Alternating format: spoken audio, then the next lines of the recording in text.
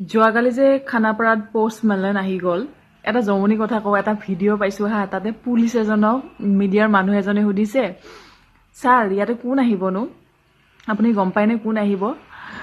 তাৰপিছত তেখেতে কি কয়, হেৰি এই কোনোবা শৰ্মা আহিব বোলে, কোনোবা শৰ্মা আহিব। ভাবকচোন, মানে তেওঁলোক কিমান ইন'চেণ্ট, তেওঁলোকে জাষ্ট ডিউটি কৰি আছে। বেচেৰাহঁতক মানে তেওঁলোকৰ ডিউটি যিহেতু, তেওঁলোকৰ য'ত যাৰ ডিউটি পৰে, হয়নে নহয়? গতিকে ডিউটি কৰি আছে, তেওঁলোকৰ এইবিলাক খবৰ নাই, কোন আহিছে কোন অহা নাই, কাৰোবাৰ মুখত কিবা শুনিছে।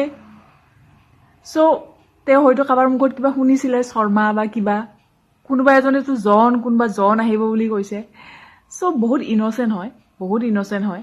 আৰু সেইটো একো হাঁহিব লগা একচুৱেলি কথাই নহয়। বাট য়েছ, অলপ ফানিও হয়। বাট বহুত মোৰতো হাঁহি উঠিছে, বাট মোৰ ইন'চেণ্ট লাগিছে হা শুনি কিনে বহুত।